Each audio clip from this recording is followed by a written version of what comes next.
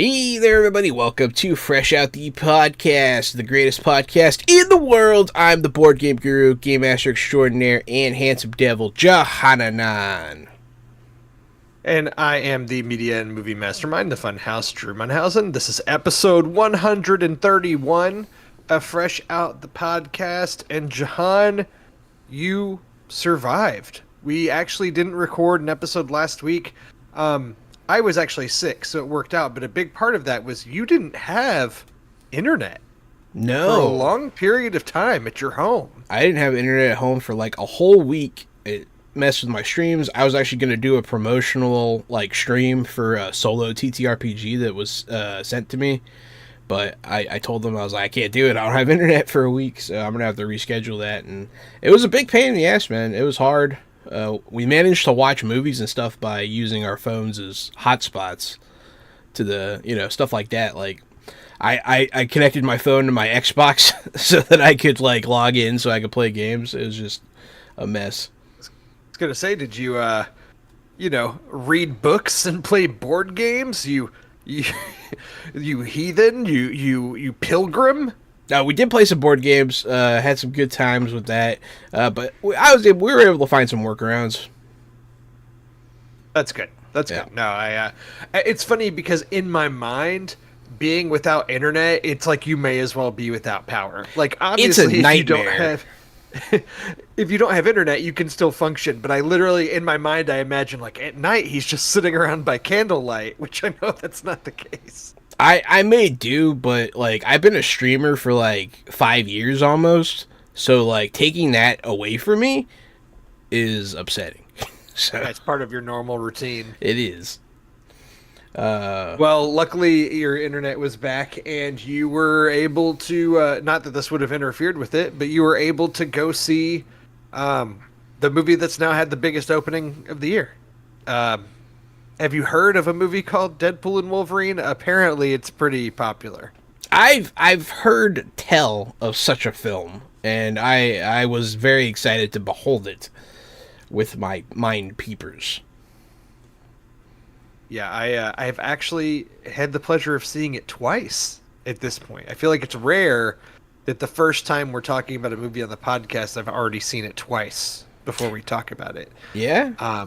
But this is one of those cases. Do you want to talk about Deadpool and Wolverine first, or do you want to talk about the Comic-Con news from over the weekend? Let's dip into the Comic-Con news because it's a little quicker, and we can have petty opinions about it. So, yeah, that's because you and I have not talked about this at all yet. So I'm interested not to at get all. Your thoughts. Yeah, I mean, obviously there were a bunch of different pieces of media had Hall H panels and had Comic-Con panels over the weekend, but the biggest one of note, of course, was Marvel and the MCU panel, and it was their first big Hall H panel of note in a few years, really. And so I kind of expected them to come out and obviously talk about the movies that we already know about. I knew the cast of Fantastic Four would probably be there. We'd hear things about Captain America and Thunderbolts. I thought they were going to do the traditional, here's the timeline of 2025 through 2027, and we're filling in all the dates of here's what movies are going to be showing. Here's a date for Armor Wars. We're officially putting a date on Shang-Chi 2. Yeah. We're going to, we'll officially announce Spider-Man 4. I thought it was going to be more of that. And instead, it was more of talking about what we knew, except for their big grand finale, which was, pretty noteworthy. There had been some buzz that the Russos would be returning to the MCU to direct the next two Avengers movies. We got confirmation of that beforehand, and of course, they were there to kind of unveil what they had planned. There's no way around it. Everybody knows at this point, right? Robert Downey Jr. was there, and he's playing Victor Von Doom in the next two Avengers movies. Jahan, what's your reaction to this news? How did you take My this immediate in? reaction was fully against. I hate this. Why are you bringing him back? His death was perfect. You very rarely get those perfect endings.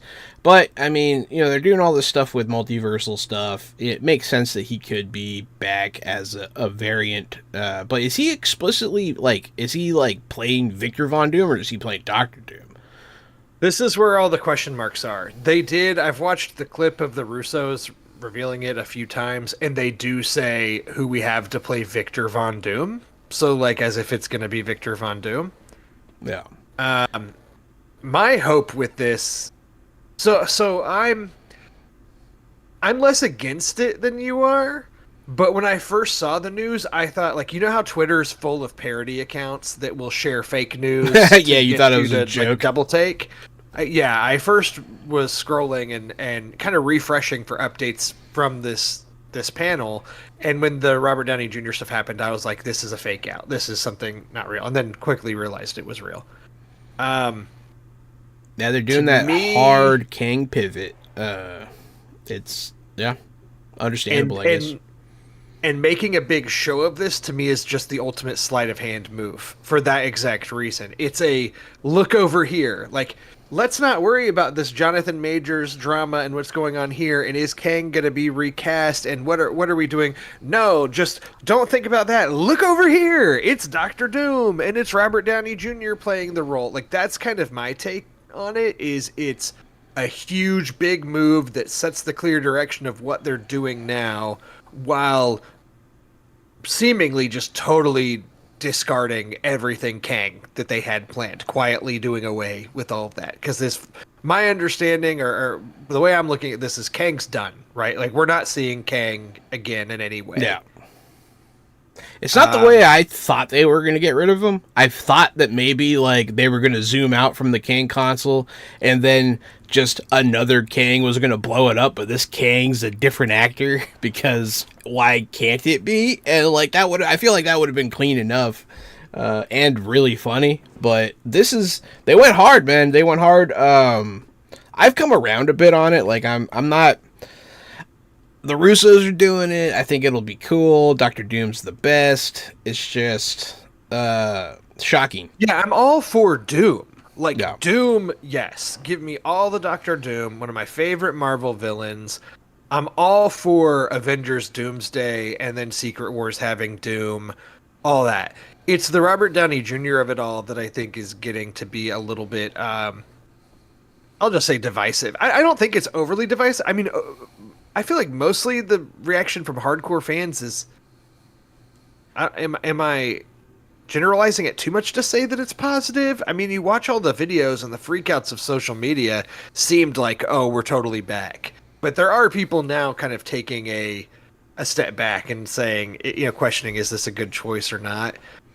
To me, it just raises more questions than anything. Some of Yeah. those you've already addressed. Like, is he playing Victor Von Doom or is he Tony Stark and he's a Tony Stark variant that takes the Doom mantle in this? Is he going to be in the Fantastic Four movie? That movie, they've already said it's set in the 60s and it's in an alternate multi or dimension or alternate reality. It's not Earth Yeah. 616, essentially. Well, like, okay, well, then that makes sense that is Doom in that. This is this Doom from that universe. Is it just Doctor Doom, but he looks like Tony Stark, and that's just going to mess with everybody's heads in 616? Like, I don't know. Nobody knows any of the answers to these questions. It's just we just now have this big reveal that freaked everybody else out, and now I feel like they can go and run and hide and figure out what they're really doing with all of this. I mean, it's definitely going to do the PR job that it was intended to. People are going to be talking about this a lot and speculating, and it's going to get a lot of free attention. I mean, I'm going to see it, and I'm excited for it, and I do love Robert Downey Jr., but a lot of memes pointed out, like, the two most perfect Marvel deaths were Logan and Iron Man. And they have both come back in a manner, and it's just like, come on, like, why you gotta, like, and, we'll talk about it later, but I find in Deadpool how they literally defile the corpse, like, an amazing metaphor for what they're doing. You know what I mean? It's pretty self-aware, and I do appreciate that about it, but, yeah, that's how I feel about it. I mean, I'm excited for a lot of the projects that are coming out anyways. I am excited to finally know what they're replacing Kang with. Yeah. Doctor Doom's a good pick. Jonathan Majors really you know, a piece of shit. You did a bad thing, guy, and fuck you. But like, honestly, he might have saved the MCU because after like Quantumania, like it wasn't shaping up right. You know what I mean? It was they went too abstract with it, and it just got weird. And it was an ungrounded, untethered story, and I feel like it was getting away from them. Yeah, before we learned that Jonathan Majors is a bad person, I was excited for Kang only because of the Jonathan Majors of it all, because he was such a promising young actor. Everything he'd been in had just like, he was obviously a great performer, so I was looking forward to it for that alone more than the Kang character. I'm not a Kang guy. I've never been a Kang guy in the comics. No one have is a favorite. Yeah, exactly. So, but you know, now he's out. Yeah, and that's the right decision. And now they're pivoting to Doom, which I think is also the right decision. Is Robert Downey Jr. the right decision? It just remains to be seen. I guess we just have to see what they do with it. Yeah, my Jonathan Majors sadness is always stemmed from Lovecraft Country. I've mentioned it many times. It is amazing, and it got canceled before all this happened. But like, that's the one I'm like, you piece of shit. Yeah. Yeah, it's very unfortunate. We had previously described him as being like any casting director's #1 draft pick, you know, for a while there, and now he was the guy. Like, I mean, it'll be interesting to watch if his career comes back in any way in the future. People in Hollywood have come back from arguably worse. Yeah. But yeah, I mean, I hope not. I hope he stays God. Yeah. You know, it's not, you know, I'm not like, it always sucks when this happened, but you know, I'm not like crying because I can't watch Ghost Dad anymore. Like, you know what I mean? Like, it is what it is. Like, fuck them. Yep. Yeah. 100%. Yeah. Okay, well, that's the big Comic-Con news. Everything else, you know, there is some leaked footage that's going around on TikTok and everything of the test footage they showed of Fantastic Four First Steps. Have you seen that? No, I didn't watch the leaked footage. Oh, well, all I'll say is it from what I've seen, from what they showed, it looks awesome. Like, it looks really, really interesting. I'm all in on Fantastic Four, and the casting's got me, man. Pedro's daddy. And he's the fucking guy. In everything he's in ever, he's been amazing. And then, you know, you got Vanessa Kirby, who, I mean, it's Vanessa Kirby, dog. Like, that. Thank you for letting me watch that. And then, right. And then I don't know the actor's name, but the guy from Stranger Things who killed it in Joseph Quinn. Yeah, from Game of Thrones, Stranger Things, and most recently A Quiet Place. He's a phenomenal actor.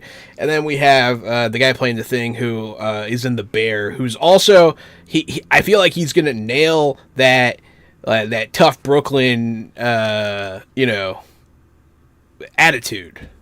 Yeah, Eben Mossbacher, the actor, and I have been watching The Bear, this new season of The Bear, knowing, you know, in the back of my mind, just always keeping it ever present that he's playing the Thing. And yeah, I think he's going to nail it. Like, I think he's great. A great choice. An inspired choice.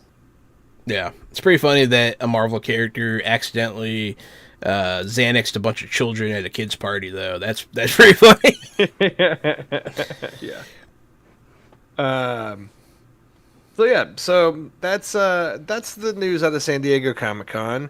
We can transition into Deadpool and Wolverine, which had a presence at Comic-Con as well, and they, you know, had screenings there and so on. But you know, this movie came out and made a $211 million domestically this weekend. That's a lot of money, considering the first movie opened to 132 million. The second movie opened to 125 million, and now this one opened to over 200. So it's just demolishing. It's going to make all the money, regardless of if the movie is actually any good or not. Which that's what we're going to. That's what we're here to talk about. I think that we are now we're past the opening weekend. This podcast will likely be dropping in podcast feed. We're recording Tuesday night. It'll drop Wednesday morning. I think a lot of people have already seen this movie. And I feel like for us to really talk about it in any form of substance, we just kind of need to say spoilers. Spoiler warnings, guys, coming up here. It's hard to really get into it without talking spoilers. So I think we just straight up from the start say spoiler warning for Deadpool and Wolverine. Yep. If you haven't seen it, pause this, go see it, revisit this. We'll be here. And we can just kind of get right into it because you and I've chatted a little bit in text threads with friends, but not really gone off about this. I'm really interested to see what your thoughts are on it because I'm getting a lukewarm take from you right now, but I don't know that for sure. Mm-hmm. Interesting. Yeah. How was your movie experience? Did you go by yourself the first time? I did. The first time I saw it by myself in a pretty full theater. So it was a packed theater, but I was there. I wasn't with any friends. I was by myself. And I feel like I was just kind of trying to experience it and take it in. And you're kind of constantly wondering what's going to happen the whole time. And so I feel like I was kind of on edge the whole time. Yeah. When I went and saw it the second time, I went with a few friends, some friends of the show that listen, Connor, Thomas, and Blake. We all went together. And I feel like this time I was just able to watch it. I caught a lot more of the jokes and one-liners in my second viewing than I missed the first time. I probably laughed more the second time than I did the first time. But my overall opinions on the movie itself as a whole, I'd say were largely the same after both viewings. Fair enough. Yeah, we went to Alamo, which is usually a good experience, so that's always fun. I took my mom and Jen because I have to take my mom to see Deadpool because she likes Deadpool. It's funny to watch what she clings onto, the ones she likes. Her favorites are like Deadpool movies and Guardians of the Galaxy. Just interesting what she picks. But yeah. Likes the funny ones. Yeah, she likes funny ones. But also, she saw Endgame the day after we saw Endgame by herself because she wanted to watch it again. So, I don't know, man. That's awesome. She's just a nerd, too. But yeah, both of them liked it.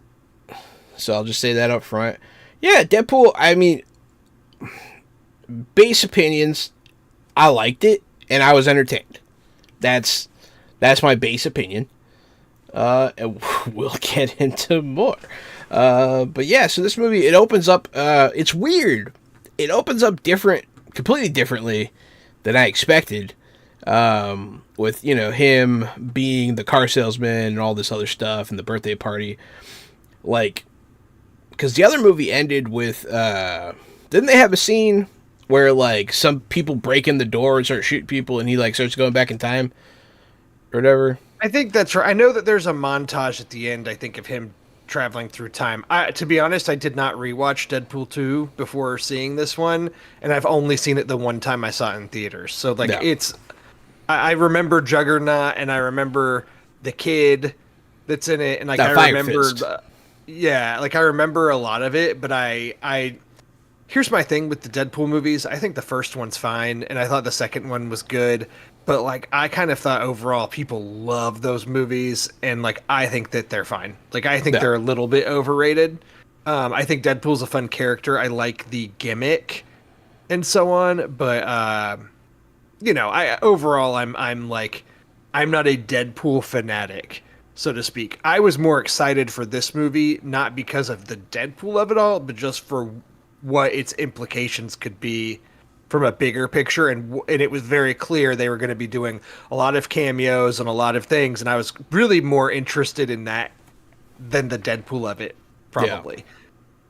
Yeah, that's fair. I mean, I've always liked Deadpool, but he's never been, oh my god, he's never been the guy for me. I've just liked him. And, because it's funny, because Kayvon's always been a real big Deadpool guy, and I've always been a real big Wolverine dude, and he hates Wolverine. So, it's funny that we are on opposite sides of this specific movie, essentially. But, Yeah, Deadpool's an interesting character. I like the first movie. I thought it was great. I liked his character. Way better than him in X-Men Origins, I would say. Of course. I mean, I think that goes without saying. Well, I'm gonna say it anyway. But the second one I really enjoyed a lot. I liked Fire Fist. Cable was great. I'm in love with Domino, and then the Peter of it all is always great. So that movie was fun on a bun. This movie, I feel like it expands on that same level of fun. It doesn't take itself seriously at all. Even though it has some really fucked up moments. I don't know. It's an interesting movie. I like the way it opens up. Like I said before, it opens up with Deadpool saying, "I need a Wolverine." You don't know why. You don't know why he needs Wolverine, but he's like, obviously, whoever buried this guy doesn't know anything about healing factors, and he buried up Wolverine from the end of Logan. Found out he's really dead, and was like, well, shit. This isn't any good. And then he proceeds to use his corpse to kill like 30 TVA agents, which is fantastic. It was a great montage. I was laughing pretty hard at the whole thing. But yeah, I was in on this intro too, and I think because I feel like we've been kind of tiptoeing around it. At the end of the day, I think it sounds like we're kind of on the same page. Where I thought this movie is a lot of fun. Yeah, there's a lot of moments that make me laugh. There are a lot of moments that surprised me. Seeing my first viewing of it being on the Thursday night. I had managed to not have anything spoiled for me other than what was in the marketing, right? So like, I knew X-23 was going to be in it. I knew there's another one. I knew that Lady Deadpool was in it. Like they had done some of that. Like there were some annoying things where like I still knew more than I wanted to know. Yeah. But none of the big reveals were spoiled for me. And I think that all that stuff was fun. I overall had a great time. I think that the plot of this movie is like barely held together with duct tape.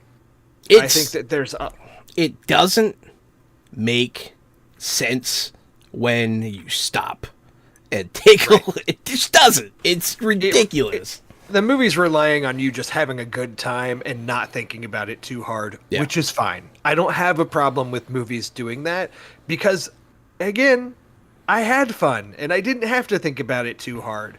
But I also watch a lot of movies and I do put a critical hat on sometimes. And I think that this movie is like barely a movie in a way. But there's a lot of fun moments and fan service, which is what I wanted to see anyway. So I got that out of it. But I don't think that this is a masterclass movie. I don't think this is a movie that's saving the MCU by any means. No. It's very self-contained. It really doesn't set up Deadpool being in the MCU in the way that I thought that it probably would. It is painfully self-contained, Drew. I hate it. It upsets me. So yeah, I'll agree. I feel like I'm guilty of what a lot of people were guilty of, and we were all kind of expecting this movie to be the next stepping stone to like bring all these things into the MCU to bridge the gap. And we keep expecting that with some of these movies, and they're just not doing it. And we're like, okay. And yeah, this is a fun, self-contained adventure. This isn't the MCU. It has nothing to do with anything. Honestly, the TVA, I'm kind of over it, man, because it's just I'm with you on this. It's just become this thing that they can hand wave. None of the story mattered. It's like, we could do these wild and crazy things. Hey, what if Magneto was a girl? And then it's like, like they're doing these nothing plot lines and just barely changing things. And it's just none of it means anything. There's no stakes.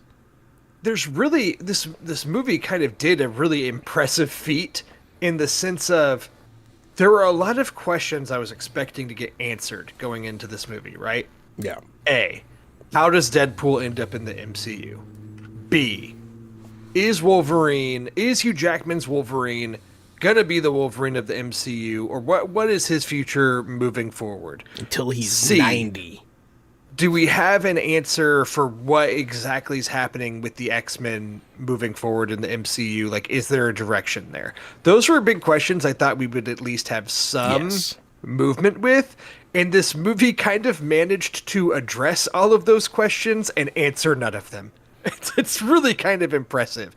Because the way this movie ends off, Deadpool's still in his world, like, doing his thing, but there is a bridge to the MCU via the TVA. This Wolverine that's not the same Wolverine from the previous X-Men movies, but is a Wolverine variant of Hugh Jackman. The worst Wolverine. The worst Wolverine is in that world now with Deadpool. Okay. And we know that most of, if not all of the previous X-Men members are now deceased in some form. Okay, overall storyline, Deadpool, brought in by the TVA, your timeline's dying. If you help us accelerate the death of your timeline, you get to go be the savior of the MCU. Deadpool says, nah, I want my timeline to live. They say, okay, send him to the void. And then it's him trying to get out of the void the whole time and try to save his world. I mean, that's it, right? That's the loose plot. And through that, in the void just becomes a way to show a lot of characters that we haven't seen in a long time or have never seen before, but were, rumored or announced, but never happened. And, yeah, I mean, the void just basically serves, like, its existence is to be fan service. Yeah. That's how it was used. It was honestly, kind of disrespectfully. It was just, like, I don't know. It was this horrible place that when you got sent there, that was it. It's the end of all existence. And it became this, like, Alice in Wonderland free-for-all where lots of people come back and forth all the time. Like, you know what I mean? Like, they broke their own rules and they destroyed their own stakes. And it was a mistake. But, I think the thing that's challenging about podcasting about this movie is that when you talk about it in depth and you start analyzing these things, it sounds like you're just shitting on the movie. And it does. I want to be very clear, and I feel like you and I have both been clear. We liked this movie. We had a good time. But it's just, there's just a lot that works on the surface,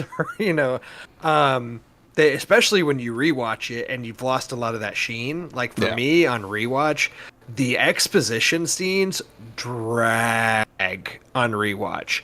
I love the opening that you already described with the corpse of Wolverine. It's disrespectful, but it's funny, and I enjoyed it being self-aware of what it was, and it's a fun fight scene. I actually thought most of the action in this movie, especially with Deadpool and Wolverine involved and a lot of stabbing, was all very good. Actually, and I thought that scene was fun, the beginning, and then you get the backtrack and all the stuff of him working in the car dealership, his birthday party, being brought into the TVA by Paradox, and all this just explanation, talkie.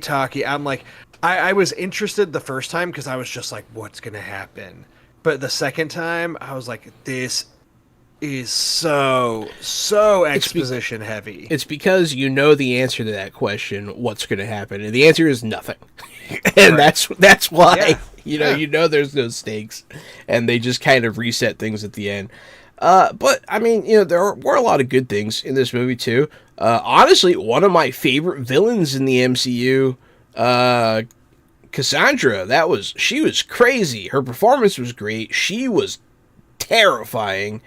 And her powers, like the visual way that they worked, was so disturbing.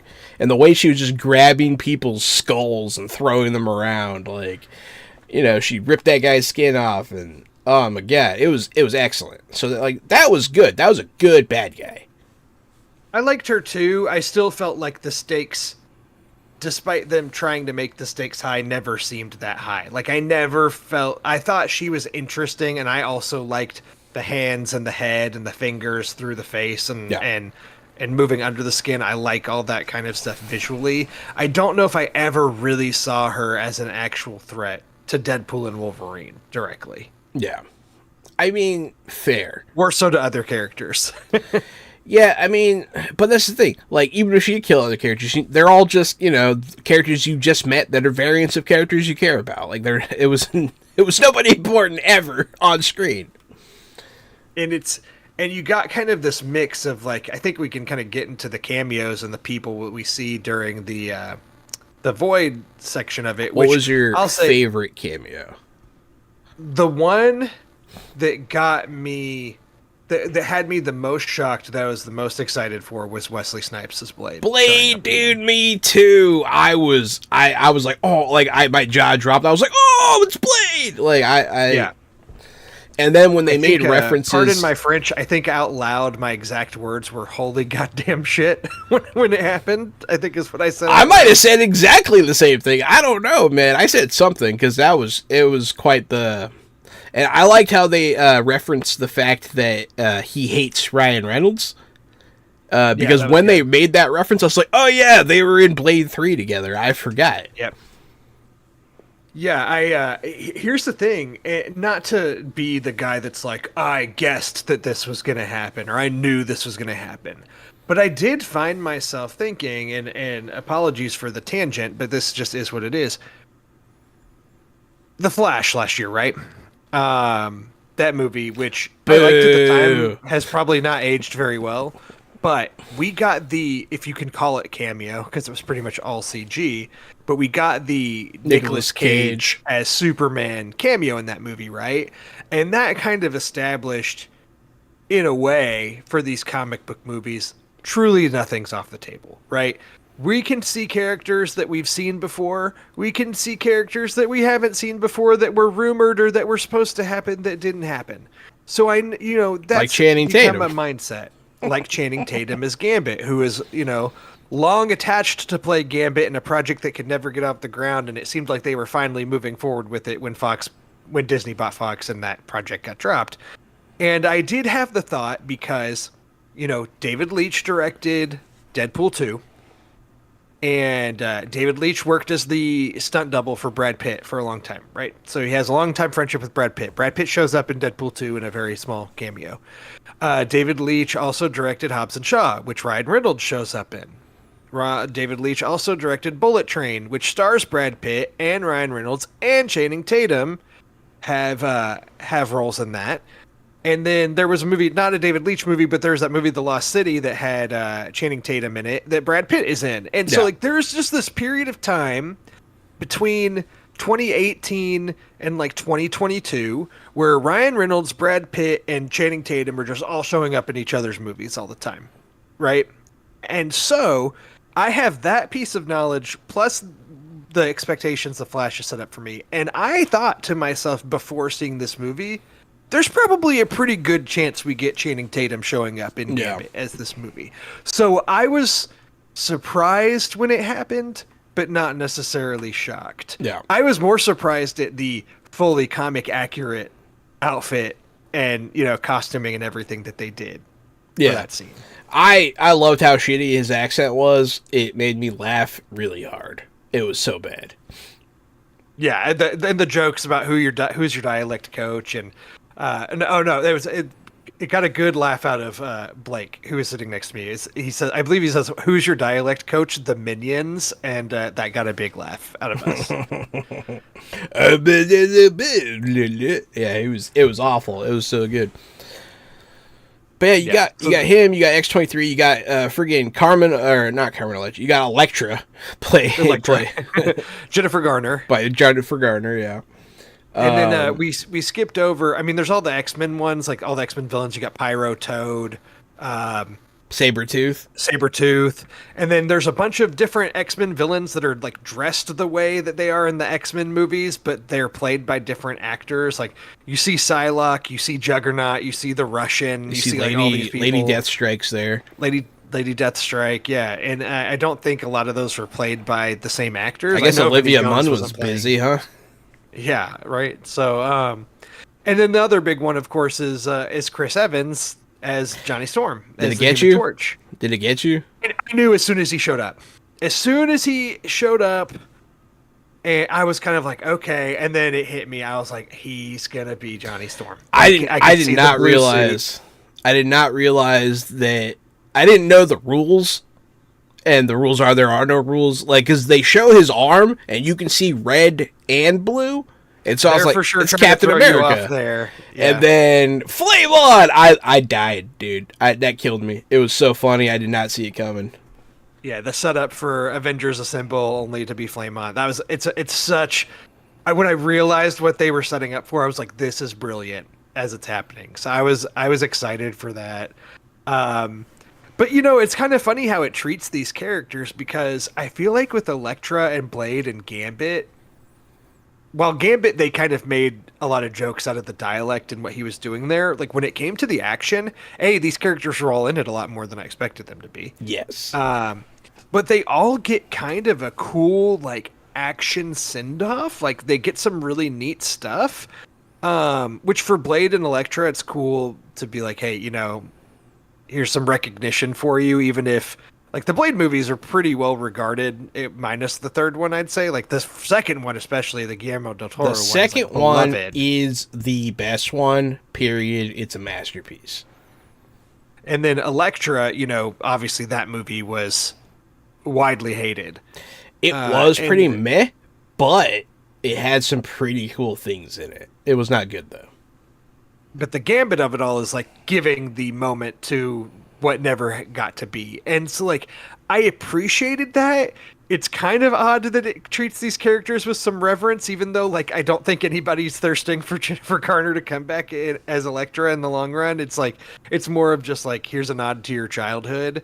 But yet the Johnny Storm, I mean, he just gets decimated pretty early in a comic way. It did not seem to have any reverence towards that character, but I think that's more of a Chris Evans just being able to make fun of himself and move on with his life. Yeah. I Yeah. think he spent a lot of time wanting to get away from that role and make a name for himself, and now he had a good 10-year run as Captain America, and I think now he's good being able to look back on those things and laugh at it too. I don't know how they got away with the Green Lantern stuff. That's the part that trips me out. Like, I don't know how Yeah. they got those rights, but I guess it was all fun and games. Yeah, all in all, this movie is entertaining. It's good, and as we're talking, I'm realizing, it was like they were saying goodbye to all these defunct properties and actors that used to play in the MCU. And they did honor them. And it was kind of nice because, like, I grew up on all that stuff, even though I grew up on bad superhero movies. So it makes you appreciate the good ones that you have. In lieu of a traditional mid-credit scene, it does this kind of like behind-the-scenes montage of the Fox Marvel movies that is it plays Time of Your Life or Good Riddance by Green Day underneath of it, and kind of makes it sappy in a way. And it's just kind of a funny tonal thing because it's like a lot of those movies were not very good. Yeah. But I think just those are the superhero movies we grew up with. So regardless of that, we have a lot of fondness for these. So like this segment did make me feel something. It did. Even though it's like you see the apocalypse, clips from Apocalypse, and you're like, "Hey, that wasn't very good." Yeah. But you can't help but still have some reverence for these, or just it's what we had before the MCU. I love like the behind the scenes stuff of Hugh Jackman as Wolverine from the first X-Men movie. Like I thought that stuff was special.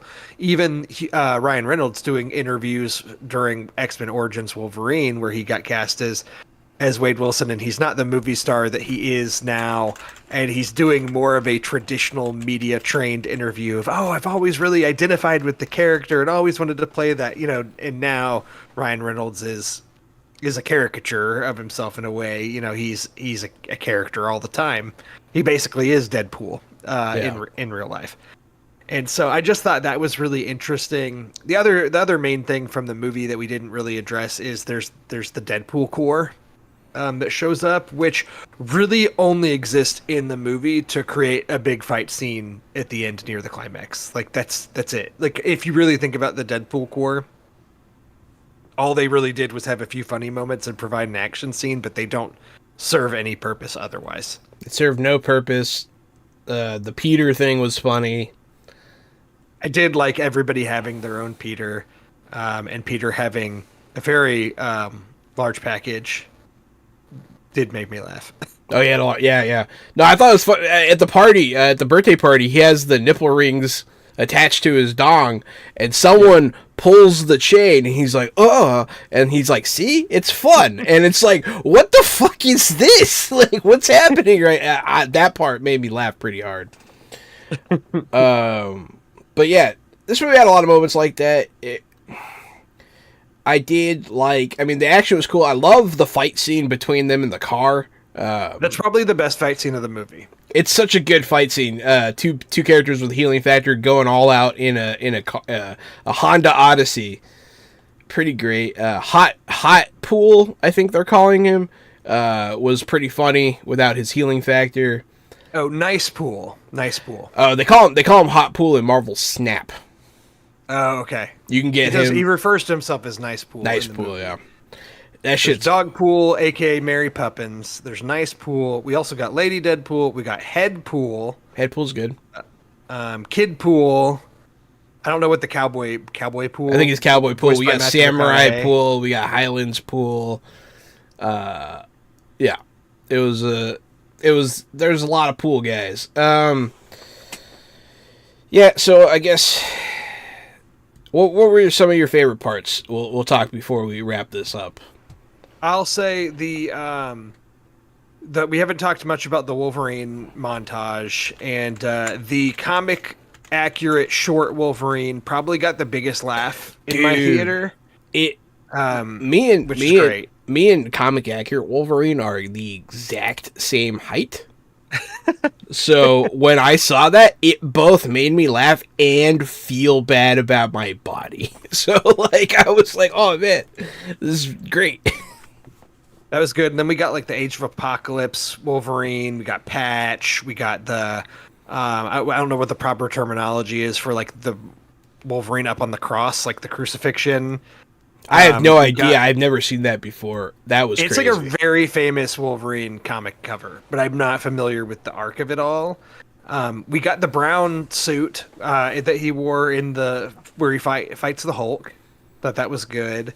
And then, of course, we got the Cavalrine, which, if I'm being completely honest, when I watched this movie the first time, and he turned around, it took me a while. Like, I did not immediately recognize him. I was like, who am I looking at? This isn't Hugh Jackman. And it wasn't until Ryan Reynolds or Deadpool says Cavalrine, I was like, oh, that's Henry Cavill. And it's like about the time that I realized it was him, it's like that scene was over. And I didn't even really get to sit and like live with it at all. Did you catch that when he unshrunk his claws, he did the Henry Cavill arm reload? Oh no, that's funny. Yeah, he went shing shing, and I was like, yes, like I was all in on that one, dude. Yeah, that was a good moment. Those jokes played better on second watch, knowing that it was him. Of like, oh, we'll treat you better than they treated you down the street, kind of thing. Like I like those kinds of in jokes. That's the thing with this movie, and I've listened to a lot of discourse about it, and this is kind of what is touched on. Is like this movie is made for the bros. Like, it's made for the film bros, like the people that are gonna know all these meta jokes. Like, the comparison that I would make is, I think your normies that go to the movies that have maybe seen a lot of Spider-Man movies understand that Tobey Maguire played Spider-Man, and then they had to recast him, and they did a different direction with Andrew Garfield, and that didn't work, and then now you've got the Tom Holland one in the MCU. Like, people get that, and then they did a cool culmination where they all got to come together, and it paid tribute. I don't think that that's that hard to grasp. The fact that this movie kind of expects you as the viewer to, A, know all about the Fox acquisition and what's going on there, to know all the pop culture references of like the Cavill DC stuff, a joke about Daredevil dying and Jennifer Garner's Elektra being like, it's fine, as like a funny joke about hers and Ben Affleck's marriage, to even the gambit of it all. Like, if you don't know the background of Channing Tatum and Gambit, you're just thinking it's Channing Tatum as a Gambit cameo, which is fine in itself. But like, if you know, there's a lot there. There's a lot there. I guess I did kind of take for granted how much knowledge you actually need. And it's kind of weird for something that has such commercial success to be that niche. You know? Right, right. So I am curious to see, like, the only people I've talked about this movie with are people that understand all of these references, right? Like, I haven't sat and had a conversation with somebody that's like, I didn't get that. I take it back. A couple of the friends that I went with last night, Connor and Blake, I think didn't know about the Channing Tatum Gambit stuff, but they enjoyed that all the same. One of them didn't even know that Chris Evans had played the Human Torch, so that was lost on him, but he just thought that was funny in itself. You know, things like that. And I guess that's the stuff I take for granted. I'm like, yeah, I guess there's like teenagers that could be going to see this movie that, you know, weren't even alive yet when the first Fantastic Four movie with Chris Evans as the Human Torch came out. And like, do they only know him as Cap? Like, did they not know this was a thing? I don't know. Maybe. Yeah, this is for the 90s boys, like the 90s babies for sure. Yeah. Like it was for the people that grew up with them, and you know, it was kind of a good homage to those movies. So I appreciate it for that. You touched on pretty much all of my favorite moments too. The car scene, I love the Blade cameo. That was the coolest thing ever. I really like the joke where Blade says, "And there'll never be another one of me." And then Deadpool just looks at the camera and is like, "Are you sure?" And it was great. And they did a lot of that. And then also, obviously, the scene where the TVA Taylor feels up Ryan Reynolds' butt a lot was hilarious. Oh, yeah. And the TVA agent that was, like, thirsty for him, that shit was funny. Yeah. That was a good running gag. I did laugh out loud also during the final moment where they're destroying the machine, you know, that's supposed to destroy the timeline. And, of course, Hugh Jackman's Wolverine uniform gets, like, shredded as part of it and reveals his abs. And I laughed at the moment of, like, Deadpool looking at his abs during the heat of the moment and everything. Yeah, that was very good. I think that's the other thing we haven't really touched on is just the Hugh Jackman of it all. Hugh Jackman, no exaggeration, giving a Oscar-worthy performance as Wolverine while everyone else is being a bunch of shitheads. Yeah, it was hilarious. He is going for it. He's giving a truly emotional performance. Like, honestly, some of the best actual acting as Wolverine that he's done outside of Logan. And in a movie that I don't know if it really deserved that from him, but, you know, it's pretty impressive that he is just able to do that. Yeah, it's fair. I mean, to be fair, the last time he played Wolverine, he should have won an Oscar. So, like, I feel like it's pretty solid that he would continue that. I appreciate that level of commitment from him for sure. Yeah. But yeah, also, someone mentioned the subtle Stan Lee cameo where they show him, like, I think during a different cameo or something. I don't remember exactly, but we got to see him again. They show him in the end credits too. Yeah, he's got like a moment early on in the movie. I can't even remember where it is. Yeah, there was some Stan Lee in here, which was nice. Yeah. But yeah, I feel like that about sums it up. It was a solid watch, but not a great movie. No plot, and not tied into the MCU very well at all. So I certify it fresh. Go watch it for sure. It's definitely something that you'll enjoy. But you know, if you're hoping for it to fix the MCU, keep hoping. Other than the scene that he has with Happy Hogan at the beginning of the movie, that was funny. It really is like there's a window separating the two still. Like Deadpool's still looking through a window at the MCU. He's just addressed it and, you know, gone to the TVA and viewed into it, but like still hasn't really been in it otherwise. And I'm just surprised that this movie didn't answer at least that question that I thought was going to be the most obvious one of how does Deadpool end up in the MCU? How's he going to show up for Avengers team-ups and stuff in the future? I guess now it's like if they need him, the TVA can just be like, yeah, let us go grab Deadpool. I mean, I don't know. Yeah. Maybe he held on to one of their PDAs or whatever. Who knows? Yeah, yeah. Well, I'm assuming that you're still going to say this is fresh. Fresh, absolutely. Yeah, I would agree. It's fresh. It's not perfect. It's not the movie that saves the MCU. But if we were only going to get one MCU movie this year, this is a pretty fun one to get. Pretty solid. Pretty solid. And, we got some good ones coming up, so fingers crossed. Yep. Yep. Agreed. Well, that's our our hot topics, our fresh news of the week. And we can move on to some fresh movies, which this is going to be really quick because there's really only one. I just wanted to shout out Twisters. Had we recorded last week, this would have been the main movie I talked about because it was the big theatrical release. But I actually watched the first Twister, caught up on that, and then went and saw Twisters in the theater. I really like both movies. I think that Twisters is a great follow-up to Twister. I think they're probably about on the same level. I enjoyed them both a lot. I'm still on board the Glenn Powell movie star train, and I enjoyed him a lot in this one. I think he's, if you're going to go see it for one of the stars, you go see it for Glenn Powell, but really you're going to see it for the Tornadoes. Shout out to El Reno, Oklahoma, where a bunch of my really close friends live. And that is where the climax of this movie takes place. And that town just gets absolutely decimated by tornadoes. It's great. They filmed it there. That town was shut down for weeks while they were filming it. And I had friends that literally had to deal with that they were filming Twisters in their town. So pretty exciting. But I enjoyed Twisters a lot. It's definitely fresh. There's not much to say, right? There's big tornadoes. It's not like I could sit and spoil this movie or analyze it. It's big tornadoes, more of them, and their technology trying to study them. But yeah, I enjoyed Twisters a whole lot. Yeah, I mean, I love the first one. I'll probably watch this eventually, for sure. So we shall see. Yeah, I recommend it. Absolutely.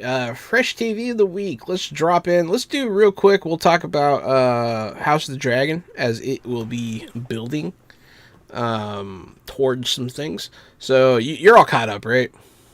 I am all caught up. So those of you who haven't seen it, we won't get too much into it. This is the episode before the finale, the season finale. So next week we will be talking about the whole season, pretty in depth, I imagine. This episode is great. It built a lot of things. They finally have all the pieces on the board, it seems, and now they're going to just smash them all together. So, what did you think about this episode?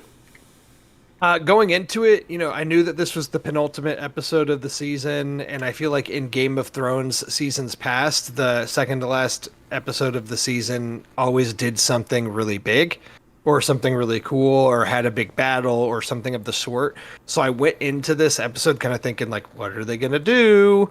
And about the first half of it or so, I was like, oh, this is really just kind of a traditional episode. It's good, but it's not blowing me away. And then the last, 20 minutes happen, and I've just been replaying it in my mind since. I was totally riveted the last 15 minutes or so, with the actual, basically what they've been building. A lot of the what seemed like more random scenes of this season, I'm like, that's why they were laying the groundwork here. That's why they were focusing on those characters. Yeah, exactly. And it paid off because I was excited by the prospects of what they were doing there, and I really enjoyed the ending to the episode. So I think that's all I'll say about it now. I've just really been enjoying this season. I've watched every episode on the Sunday night as it premieres, and I will be watching the finale on Sunday. Same. Very excited. This is gonna be a good one. So yeah. Speaking of finales, I finished The Boys season 4, I believe it is. Whatever the most recent season is, I finished it, and I've been hearing a lot of hot goss that the season finale sucked, and then I watched it, and I was like, what the hell are you guys talking about? It was fantastic. It was action-packed. It did a lot to change situations, to change their world, and to set up a truly amazing, I believe, final season. Stuff happens with, the president, and the shape-shifting things culminate, and there's just a lot of really crazy stuff that you want to see happen, and a lot of really great character development. Some people change, majorly in this episode, so I thought it was one of the best finals I've seen in a long time. It was fantastic. Get your shit together, IGN. This was not a 4 out of 10. This was damn near a 10 out of 10. You know, I'm not gonna devote a whole segment here to giving IGN a hard time, but I like IGN's game coverage, and that's what I go to IGN for. Yeah. I've always thought their movie and television coverage has been just, I feel like they overrate things that I don't like, and then things that I think are good, they have been really hard on. And the discourse that they've been starting on their site recently on all these topics has been just not very fun. I feel like they've just been overly negative lately. Like The Boys, as you said, they've had a lot of articles about Deadpool and Wolverine, which, I mean, we just sat and talked through a lot of the problems with that. But even their stuff and the Comic-Con news, they're just doom and gloom about everything. I'm like, man, y'all need to get over yourselves. That is my IGN. Yeah, they really seem like they're criticizing from on high, and I don't appreciate it. Don't appreciate it. I think The Boys finale was fantastic. That's all the Fresh TV this week. We have quite a few games to talk about, so I'm eager to bite into that. Would you like to start? Or you want me to? I can start because I really only have two things. I gushed on our last episode about Alan Wake 2 and how much I was really enjoying it. Since that episode, I completed the game. I beat it, and I even got the season pass, and I played the available DLC that was there, and I just enjoyed every minute with Alan Wake 2. I've got all 1,200 out of 1,200 achievement points for this game. Oh boy. I had a great time with it, and there's supposed to be more DLC coming out later this year, and so I will be playing that. I think it's actually more... the DLC that's available for it now is like a couple of short episodes that feel like Twilight Zone episodes that involve characters from the game, and each little episode can be played in like 45 minutes or so. They're pretty quick. Cool. I believe the DLC that's coming out later this year is supposed to be actual story DLC for the game, so I'm looking forward to that. Excellent. But Alan Wake 2, great game. I think at the same time I purchased Alan Wake 2, in that same sale, I bought Suicide Squad Kill the Justice League, which is a game we've talked about a lot on this show without any of us having actually played it. Like, we talked about it a lot when, we were anticipating it, and it was on lists of our anticipated games, and then when it became clear what that game was going to be, I think we all kind of lost interest. It reviewed poorly, didn't hear much good about it. You can get it now in a sale almost any week. It's like on sale every week. I actually own it as well. I got it for free on Prime Day through Amazon Prime Gaming on the Epic Game Store. So, completely free. I just haven't played it yet. Well, I have started playing it. I'm probably about like halfway through the campaign, maybe. And I kind of like it. Like so when you first start playing it, it feels like a Rocksteady, Arkham-verse single-player game at first. And I was like, this is awesome. There's a lot of cutscenes. There's some lengthy cutscenes. All the characters, the four main characters you play as, feel very different. And I like that about it. And then once you start kind of getting into the game and it starts opening up, you start getting some of the more traditional live service missions. Then I'm like, I can understand how the post-game grind of this is not very fun. And you probably lose interest in it pretty quick because it can get pretty repetitive. But for me, while I'm playing the campaign and interested in what's happening there, I'm really enjoying it. And you can switch between characters on the fly. You don't share XP, so you have to play as a character if you want that character to level up. King Shark's probably my go-to, but I like all of them. And I like the fact that this is like a mild spoiler for the beginning of the game. It's like very early in the game. But I just like the fact that the game gives reason to how they're able to traverse this world. Early on in the game, they go into the Justice League's Hall of Justice, and they find like a cabinet with a bunch of gadgets. And so Deadshot gets a jetpack out of there, and Harley Quinn gets a grappling hook and like a Batman drone that were Batman's, and Captain Boomerang gets a Speed Force gauntlet that can like he can harness a little bit of the Speed Force. So then all of those are incorporated in how they move around. Like Harley Quinn, she grapples to this Batman drone that flies around, and that's how she grapples around the city. So it's not like she does the old school Spider-Man games where she just like attaches to nothing in the sky and swings around. Like she has her little drone, and Boomerang throws his boomerang and then speed forces to where it is and can do that. And so the traversal's very fun. And they just all play different enough that I am really enjoying it, at least from a story perspective. We'll see once I beat it if I have any desire to keep playing it. But as far as the playing the campaign goes, I'm really having a pretty good time with it, and the combat is fun enough that you can do some repetitive stuff, and they try to change things up. They're on season 2 now, I think. They've released 2 additional characters, but they're not included free with the game. You have to pay for them. You can get the Joker, and now Mrs. Freeze is the new character that was just added to the game.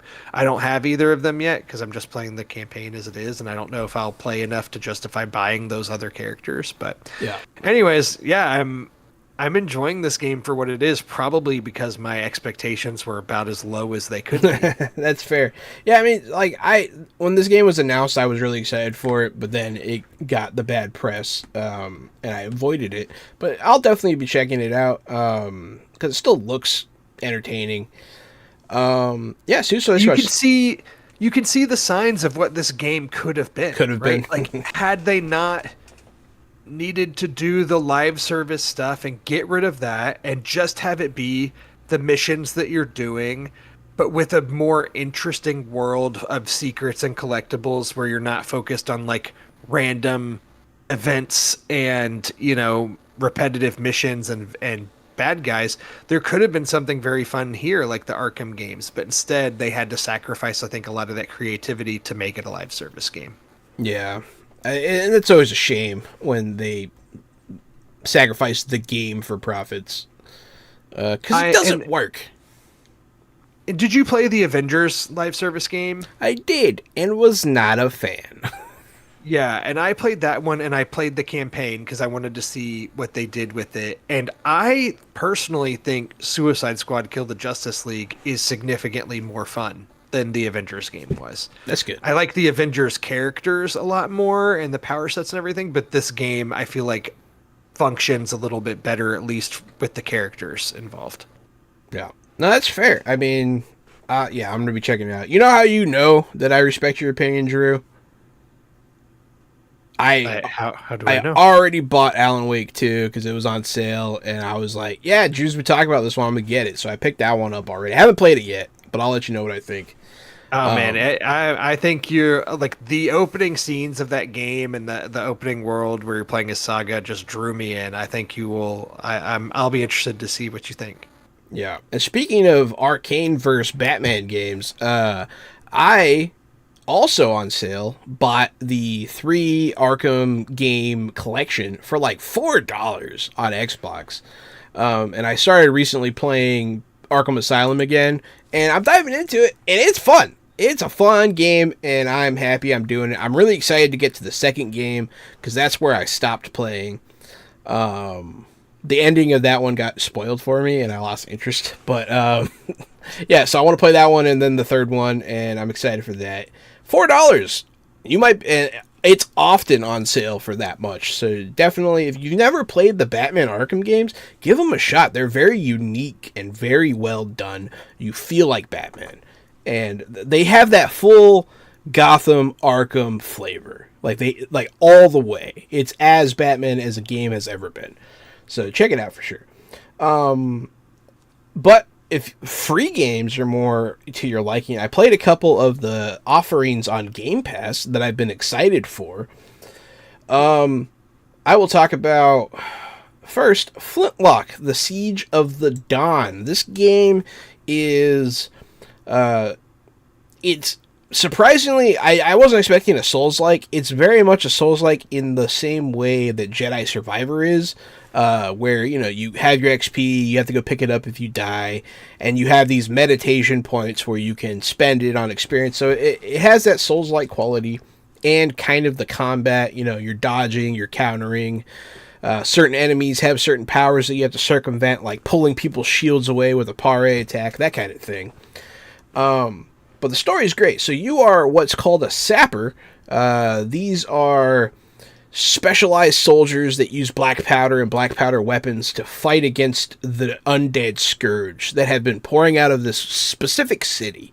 So there's a city where like the god of the dead like came up and was unleashing tides of the dead on the population, but you have them sequestered to this city, and it opens up with you guys sieging the city, attacking the city.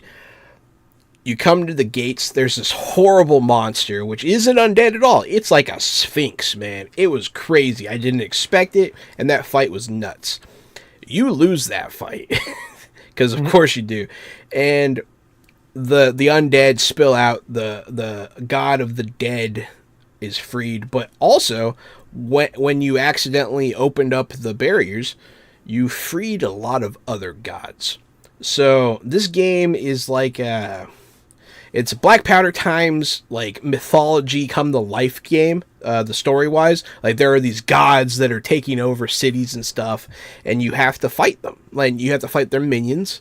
But you're not doing it alone. It is you, and as soon as the opening sequence is over, a god favors you and decides to work with you to try to set things right. The god takes the form of a fox. He's very powerful and allows you to do really cool powers. There's some really cool traversal options, some cool like parkour action where you can jump around and do stuff. The fighting's really good. And the customization and skills are fantastic. So like I actually really enjoyed this. If you liked Jedi Fallen Order and Jedi Survivor, this is free on Game Pass, and it's a very similar vibes with a very fresh and new story. Like this is not the same thing that you've played a million times. This is a different world, different story, very fresh. I enjoyed it. Flintlock Siege of the Dawn on Game Pass now, free day one. And then I have one big issue with this game, Jahan, that would only be an issue for me. Okay. So I was excited about Flintlock because I think it looks really fun. It's kind of a Souls-like, or being described as a Souls-light, because I think it's like significantly easier than most Souls games. Yeah. But it also has an easier difficulty option, right? Which I'm like, okay, cool. However, that easy difficulty option, if you play on it, my understanding, disables achievements. This right here is a problem, and if you're a game developer, don't do this. Sometimes you've got old men like myself, who's a parent to multiple children, and sometimes I want to play these games and see them and experience them and unlock achievements while playing them, but I don't want the challenge because I just want to relax at the end of the day after a long evening of parenting, and I just want to play this game and enjoy it and get achievements for it.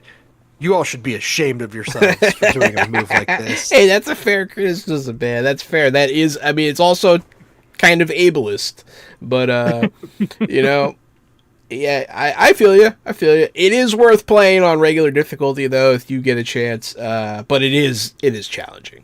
No, the most of the people that I saw on like Reddit and on different message boards complaining about this, the people replying to them were like, just play it on normal. I promise you it's not that hard. It's not that bad. It's completely playable. It is not Dead Souls or Elden Ring. It is playable. Yeah. But yeah, if you want something that's kind of a little easier, but honestly pretty challenging in its own right, I found this gem. I've been looking forward to this since it was announced. Dungeons of Hinterberg. It is free on Game Pass, day one. This is a highly stylized sort of cartoon art style action, third-person action puzzle game. The story is really interesting, and honestly, it took me a second to get into it. Like at first, when it was happening, I was like, blah, blah, blah, I don't care what anyone's saying, I just want to get to the stuff.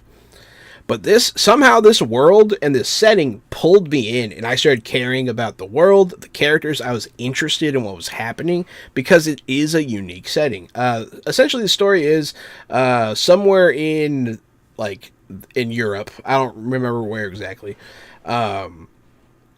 magic is real, right? These dungeons open up.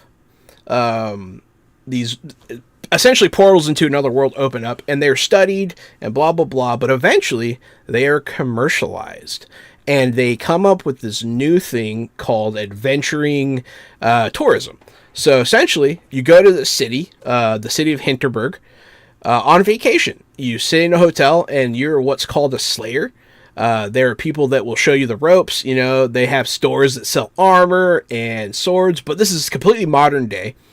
And so it's just a really interesting juxtaposition, and I find it works very well. It has this very interesting system where, like, you have a morning, you have an afternoon, you have an evening, and you fill that time how you want. Typically in the morning, that's very Persona-esque.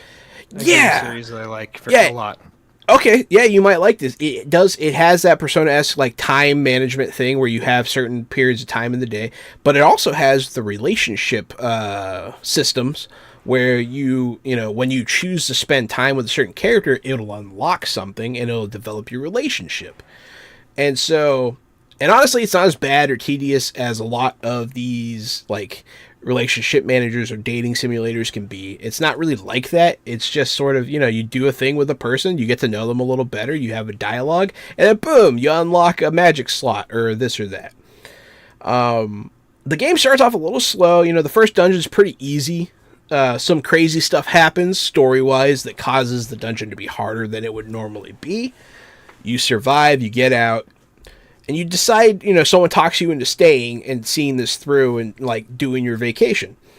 But slowly, the game becomes more complex. You learn about magic. You learn about these combat maneuvers that are swappable skills, so you can, like, really customize what abilities your character can do. And then the magic specifically, I really enjoy it. They do kind of what they do in It Takes Two. How, every area you get a different weapon set if you played that game.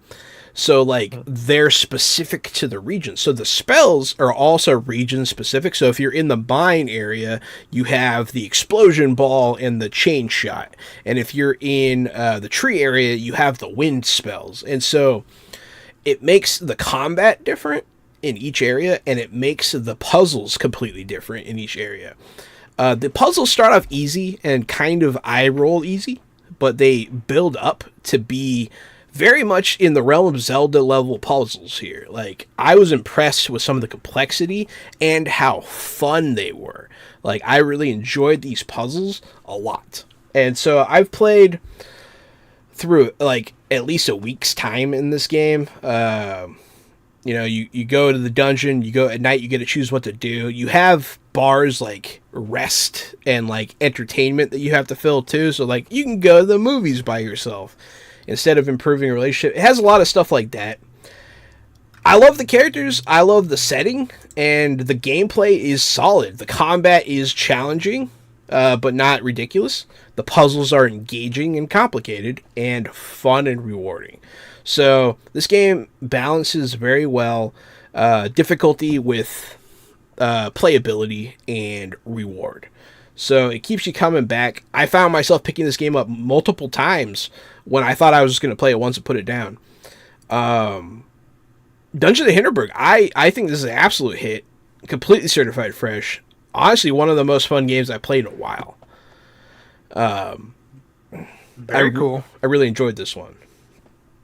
I just added it to my playlist, so I'll try that one. Yeah, I think you will enjoy it. Just give it a little bit of time for it to get warm, and then you really get immersed in it. Fair enough. Yeah, I guess that takes us to our fresh picks of the week. And unsurprisingly, this is mine. Dungeons of Hinterberg, the best thing I did all week. I'm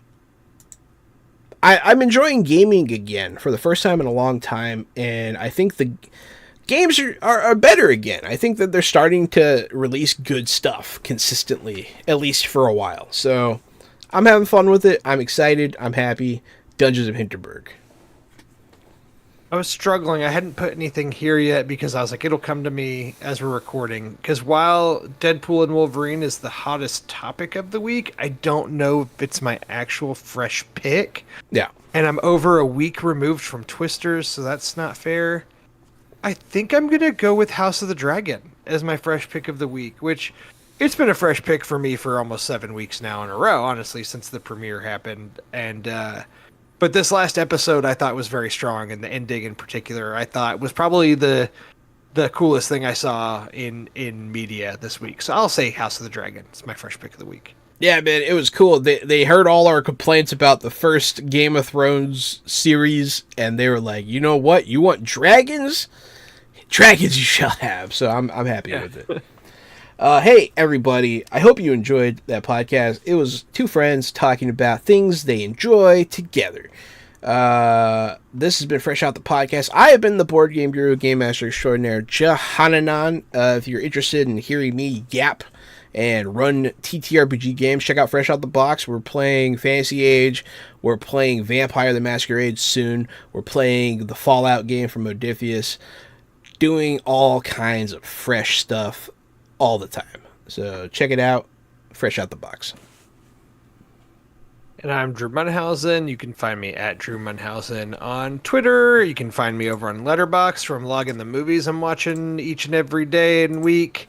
You can find me here every week on Fresh Out the Podcast, where Jahan and I get to talk about stuff. And I really enjoyed the conversation this week. I feel like we were